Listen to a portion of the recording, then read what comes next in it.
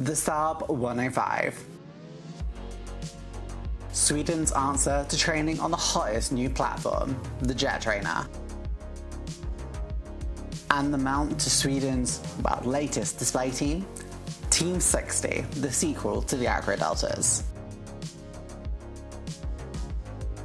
Hey guys, it's model making time, and today we're looking at this, the Marivox Saab 105, or as it was in the Swedish service, the SK60. If you don't know, I've already done most of the series building the Swedish display team, and if you've missed it, it's probably because you're not subscribed. So go down below, hit that subscribe button, give the video a like, and leave a comment if you've ever built this kit or wanted to, because I heard so much about this kit before I'd even got into it. Also, if you want to join a lovely model making community, make sure to join the Discord. The links are in the description, and it's sort of like a forum where we can share what model kits we're producing and what kits we have finished and want to share with the world. This is an incredibly interesting aircraft, so we'll go through the history of the aircraft itself, we'll go through the kitstory of the kit, and we'll also go through the construction in full and the reveal. Oh, and of course, there'll be an unboxing before we build it.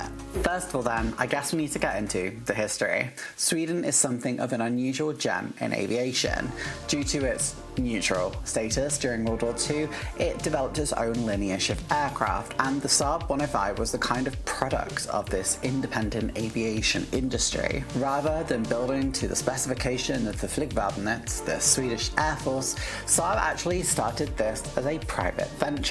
This aircraft was originally intended to be a 4-seat exec transport aircraft.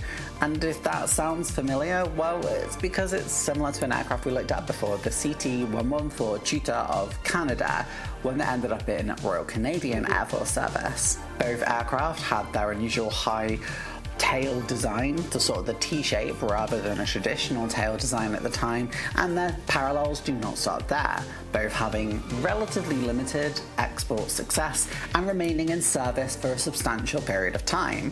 For the SK60 or Saab 105, that was up until this year, and for the Royal Canadian Air Force's CT-114 Tutor, well, that technically remains in service, but only with their Snowbirds display team. And of course, they both served with national aerobatic teams, but for one of them, it was, well, more than one nation. The aircraft's design started in 1959. As we say, this wasn't a product that was really on the market, and, well, there didn't seem to be the desire for, but luckily the Swedish Air Force placed an order for 100 of the type as a trainer. The first prototype took its flight 4 years after its imagining on the 29th of June 1963. This proved to be a very capable platform for both aerobatics and training, and was sent to France to test for its engine with turbomecha. There were a lot of variants produced, and there were 4 sort of main ones.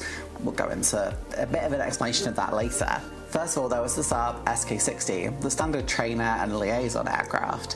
Then there was the Saab SK60. This was the light attack variant. It has 4 underwing pylons that it can mount weaponry to. Then there was the Saab SK60, which looked a little different due to the cameras fitted to the nose of the aircraft, giving it a rather distinctive look. There were a lot of other variants, one of which was the SK60W, but realistically this was an upgrade of most of the Swedish inventory to be powered by the Williams turbofan FJ44. The one that's probably most famous is the Saab SK60D, because this had 2 ejector seats that were fitted to the aircraft, but then you could also swap out the 2 ejector seats for more traditional airline style seats and then have a seat in the back, which meant you had a total of 4 people that could sit in the aircraft. This is as opposed to the SK60A, which just had 4 seats fitted to the aircraft. So it kept that amazing versatility, but now was actually even more versatile and safer as a result.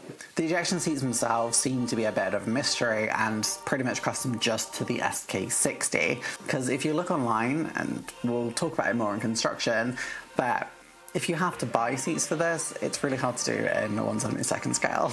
We've not even talked about one of the most interesting parts of the Saab 105's life, that of the Saab 105O of Austria. They stayed in service until quite recently too, and I feel really privileged to have seen that Tiger display aircraft when it was at Fairford in 2014.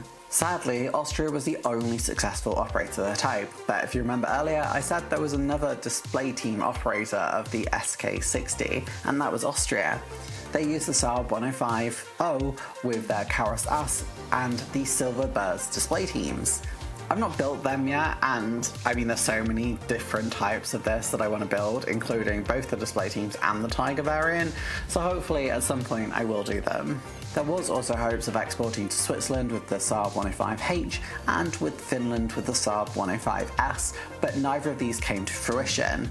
In fact, both of those countries ended up having the Hawk, although Switzerland sold theirs in the end, and, well, Finland still have theirs to this day. Because of its use with 3 different display teams, the Saab 105 became a well-known sight across Western Europe and later across probably the majority of Europe. Well, we need to get into the kit story, and this is a relatively easy one. The original kit from Marivox came out in 1996. This type did not have the Team 60 colours and was pretty much just Swedish service, Swedish demo, sort of the original type, and then also the Austrian variants, including Karos As display team.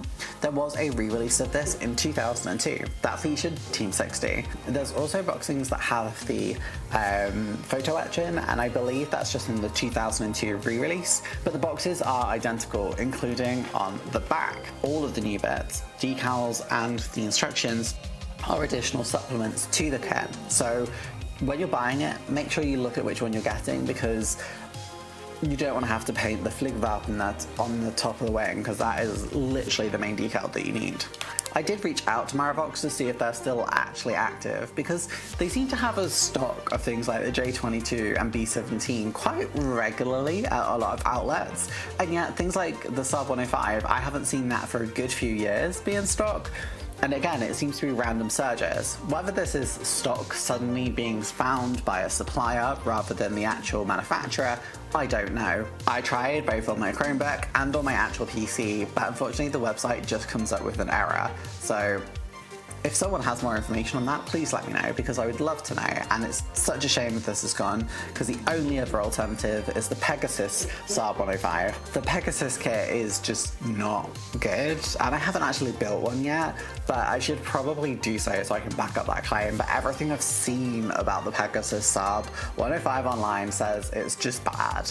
There are 1/48 scale versions of this kit that look fantastic, but I'm only looking at the 1/72 today, and they look amazing.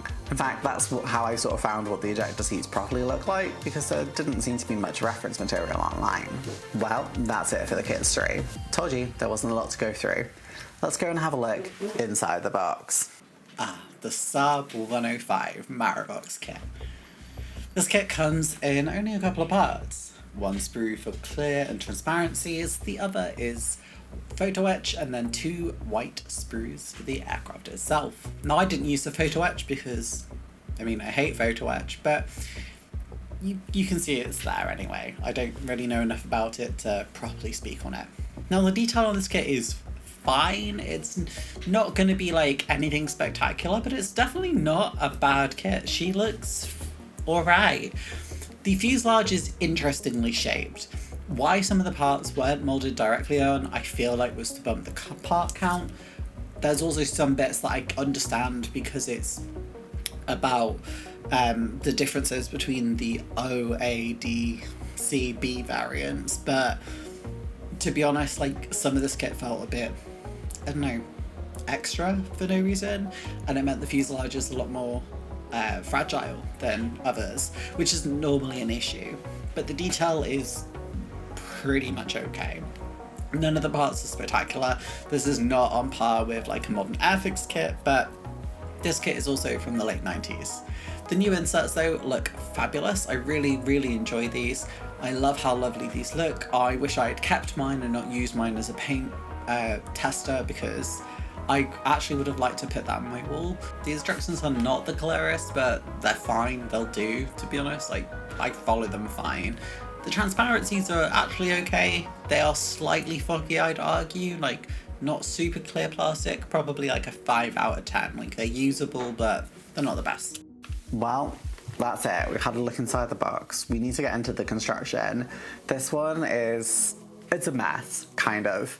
I ended up with something I really like at the end, but oh my gosh, I should have listened to people when they said this kit is challenging, because I was not expecting what I ended up having to do. Yeah, the construction of this kit starts with sanding, and you're going to see the cockpit mostly get assembled how it should be, and then, well, for one reason or another, we're ending up with a completely different cockpit, but we'll go into that when we get to it.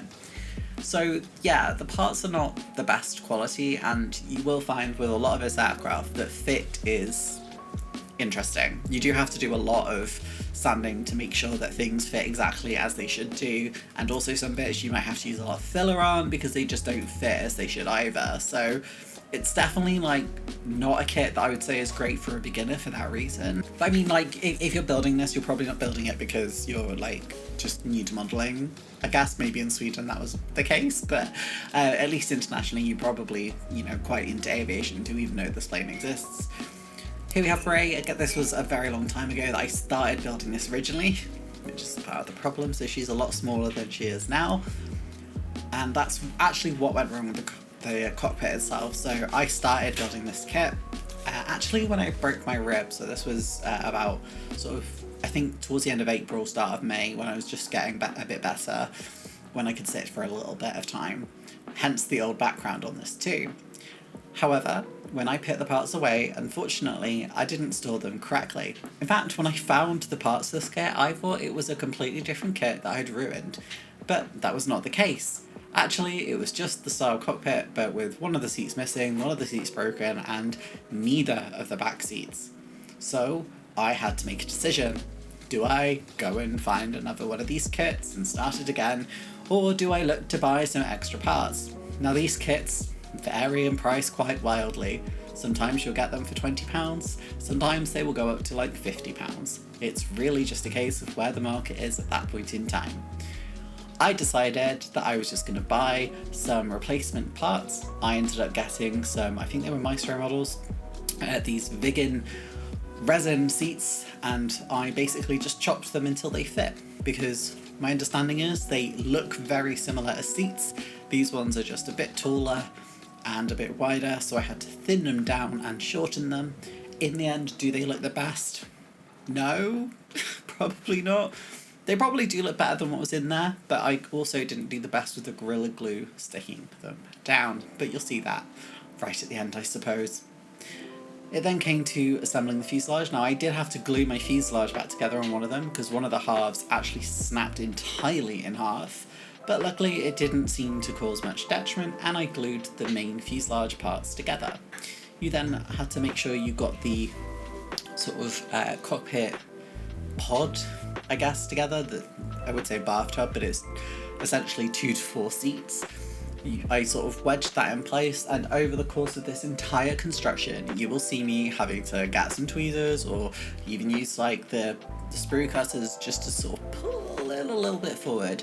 Whether or not I got it in the right position in the end, I'm not entirely sure, but we've gone with it, honeys. We're like, we got a finished model at the end, so that's all that matters sometimes. Now, this kit comes together quite quickly. Once you start putting the engine exhaust on, you then have to put the engine exhaust covers on, and each of those are in 2 parts as well. So you put the exhaust in, then you put the top cover on, the bottom cover on, and then you sort of have to just somehow square it all off and end up using a lot of filler, quite honestly. I didn't film most of the filler in this because it's quite boring, but yeah, I used a lot of filler to level out all the surfaces, and you can definitely see that I've had to use that in the end result. It's the first time I've done a kit quite like this. It's not my best work, but I'm proud of the fact that I even did it, because it is a bit of a pig to get this kit to a really good standard. And I have so much respect for all the ones I've seen online now as well, because it's definitely a difficult kit. But yeah, it's just sort of holding it together. You can see I put the top half and the bottom half on there now. Now, I did find that the exhausts were, they sort of were too far in, so I did have to pull them out a bit. Again, it was a lot of pushing and throwing because most parts didn't have like anything to really indicate where they were meant to go. You just sort of had to like eyeball it against the instructions. Now I've done one, I feel like I could do this kit much easier, but it's definitely a bit of a challenging kit, but it's better than the alternatives. The wings go on actually really easily. there wasn't really too much issue with this. I did find sort of the control surfaces on the wings didn't look the best, and that probably meant I needed to have sanded them down more, but I didn't notice this until it was way too late. Quite honestly, it wasn't until I was starting to put colour on the wings, and at that point I was just like, nope, we're just gonna get this done. I did have to keep putting some glue into the cockpit section, and again kept adjusting that the whole time because it just didn't seem to stay in place. But once I got all the full wing section on, that gave the overall model a lot more stability, because you saw the fuselage at the start, it was very much like a kind of thick bit, a really thin bit, a thick bit, a thin bit, and then the nose was again a thick bit. So there were a lot of point of weaknesses. So at this point the model feels a lot more secure. It was a lot less scary to handle the overall kit, to be honest. But it really almost looks like the actual plane already. It was then a case of sort of putting the tail section on as well, and putting the little exhaust ends on, and just making sure everything looked right. Now there is some like a backing against the exhaust where obviously the heat is basically going to come out the back of the jet, and that is different between the sort of different variants, specifically between sort of the demonstrator and Austrian version against the Swedish service ones. Now I didn't realise this at the time. I was using photo references, but I actually put the wrong ones on initially, so then I had to go back and change them again, but it ended up being okay in the end. I just sort of pulled them off before they were too dry, popped the new ones back on, and then it was all good. So hopefully I've got the right ones now. Then it's a case of putting the intakes on to complement the exhaust. They fit fine, but I did have to sort of put them on, sand them, put them back on, sand them. It was just a lot of effort, you know, sort of making them fit. But again, it's not like too hard. Like I think anyone could genuinely do this as long as you've got the patience and you know going into it, it's not just going to go together like most modern model kits. I know a lot of people are like, oh, old kits never used to fit properly either. Yeah, but that was not because like they were meant to not fit together. It's just because of the technology at the time. Like this is a much more modern kit, but it's just not quite as well engineered, but it's still a lovely little kit at the end, thankfully. I think it's worth the pain. That's what I'm trying to say, I think. Yeah, eventually, after sanding, fitting, constantly dry fitting, it did go on, and then I just used a lot of glue and filler again to fit most parts. I ended up with some gaps by the intakes. Again, it looked a lot worse once I painted it, and I was just like, I'm leaving it. It is what it is, it's done its job at this point. Obviously, most of the steps, including the intakes and the exhaust, were all mirrored onto the other side, identical processes on each. If this kit is anything, it is the symmetrical build. It's quite enjoyable in that sense.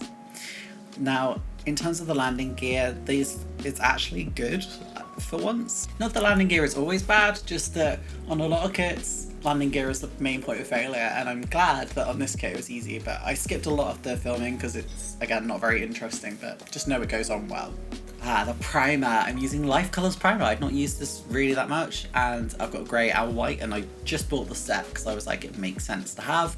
The white, when I was doing the stream originally, I said wasn't great, but it ended up being fantastic, and the grey is just an amazing all-round primer.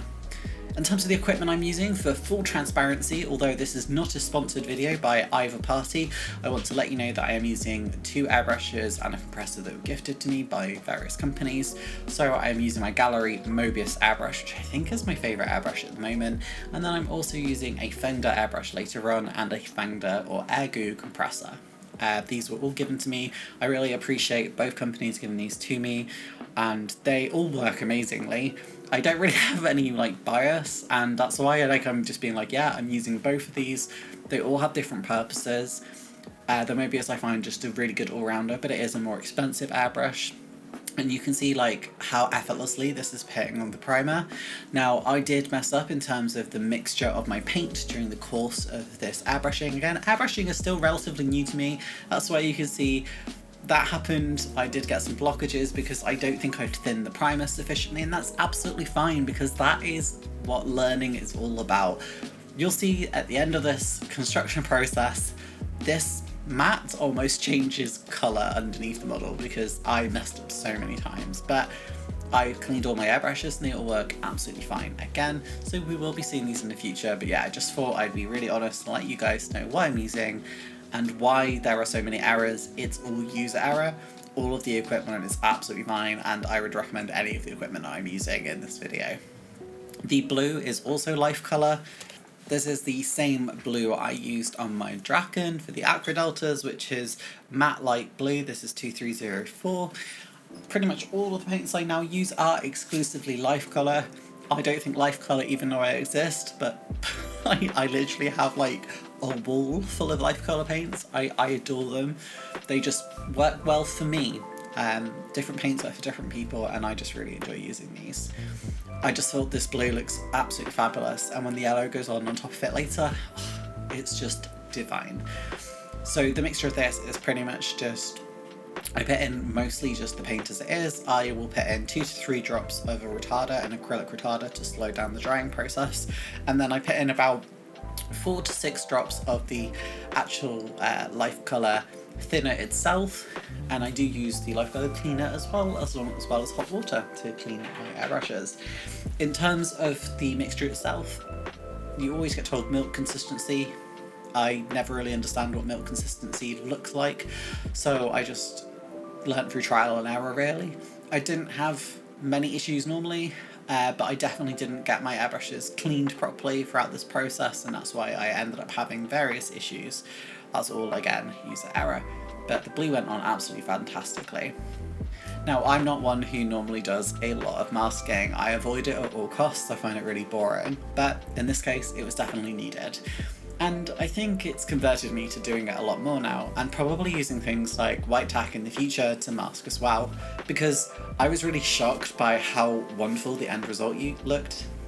Now, you've seen me before do masking to a very limited extent when I've done like a tricolor on the bottom of the wing of like the Red Devils or like Plateau de France, but this was like so different because it's just stripes, and I had to get like the thicknesses right and try and get like the angles right, and I didn't in the end. I didn't get it so that like they properly like spread as they went through the wing, but I think I got something that looks fine at the scale, which sometimes is just like all you need to do. I've kept it all in just so that you can see it, although I've sped it up by like literally over 1,000 times speed, just so that you can see what I did, how I did it, and how I got the end result that I got. But overall I think it ended up looking pretty.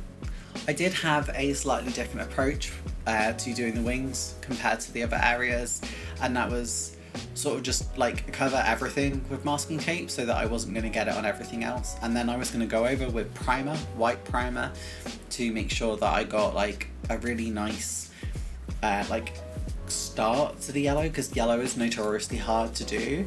So I did white first, the white life colour primer, and then that was followed by matte yellow. This is matte yellow 2004. It's also LC03. This seemed to be the right colour. Again, this is the colouring I used on my Acro Deltas. Now, the blue I actually used on this is probably wrong, but with the yellow it looks fine, but what you'll actually see is I probably should have used, I think, finish yellow, to be honest, looks closer, because that looks closer to the Flygvapnets that you'll see on the top wing at the end. It's not the end of the world, like it looks fine on the model, and once I'd done it all I was like, I'm not redoing all this, so we're just going to stick with it. I should have checked it much earlier on. It was an error. Obviously everything is 2020 in hindsight, right? So it is what it is. I'll just let you sort of see how beautiful this turns out though. I'm just going to let you watch.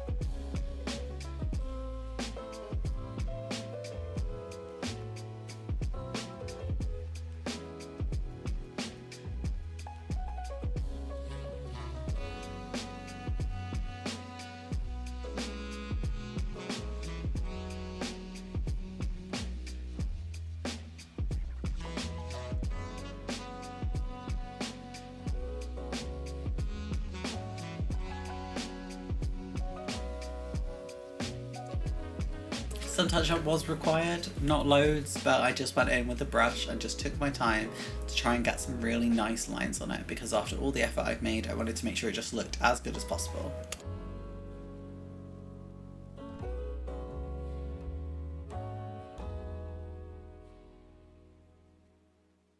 I also did the lines on the front of the aircraft, and this was done in 2 stages. Initially I sort of went in with quite a delicate touch, and then later on I actually just corrected it all with the top colour anyway, to make sure the lines looked really nice. But yeah, it was trial and error really. The back of the aircraft was actually meant to be white, and I didn't realise this until quite a lot at the end. I think I was just so focused on getting the wings right, I didn't really look at anything else, because the tail is also the wrong colour. So, or was the wrong colour should I say. So the white is just the white primer, and then I did go over it with some of the life colours, just matte white afterwards as well. So it is, again, nothing special, nothing fancy, it's just the basic colours.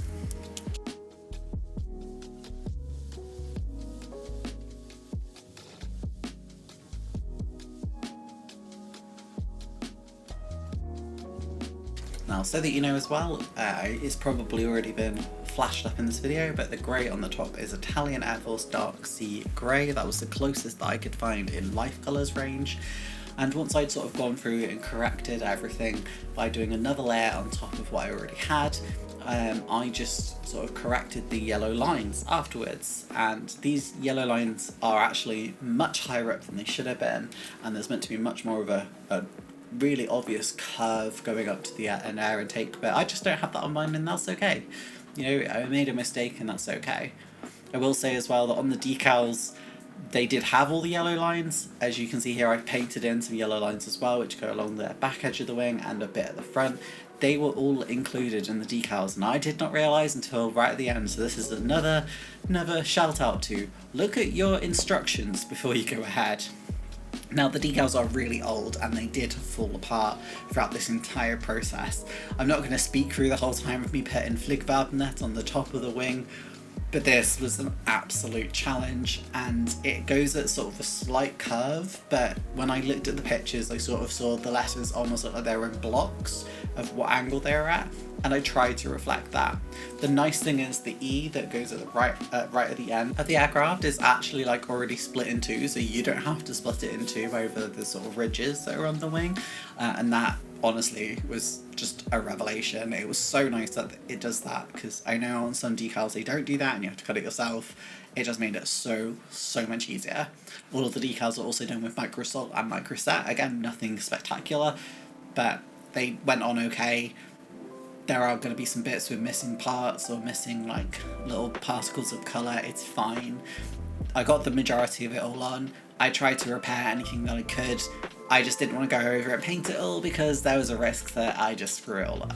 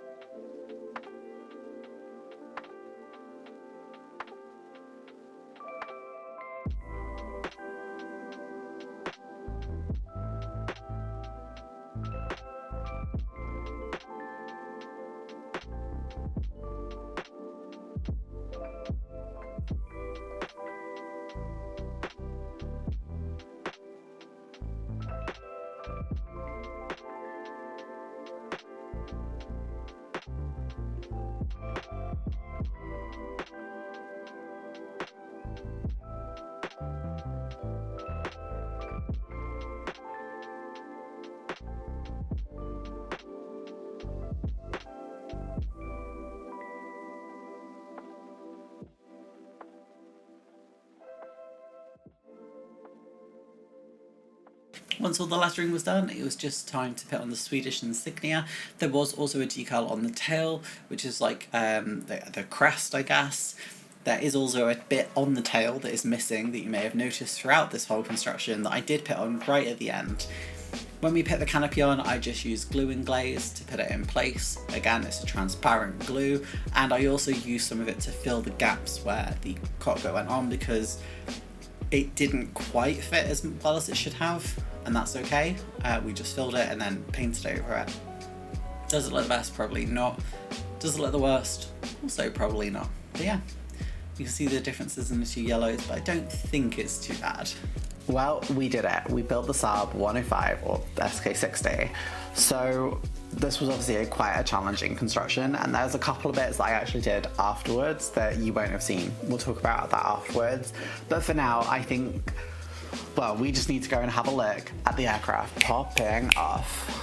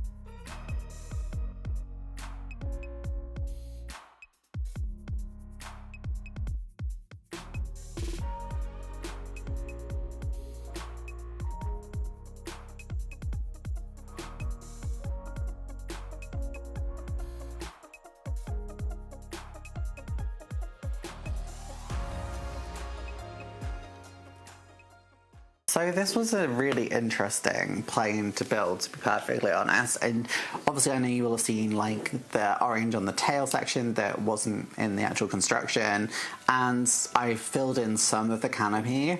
But yeah, this was a really interesting build. Every single review of this kit I have seen says this is a horrible kit.